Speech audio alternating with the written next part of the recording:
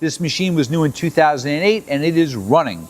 Machine has a 4th axis capability with the drive and wiring. Right now we are running in the low range. It's a 2-speed gearbox up to 7,500 RPM. 400. We actually put a new spindle in the machine in 2026. 900. So the spindle has yet to cut a chip. 5,000 RPM. Again, 7,500 is the top. 6,000 RPM.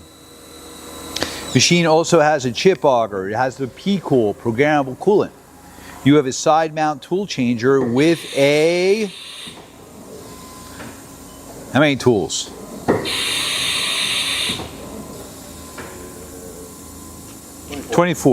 24 tool ATC.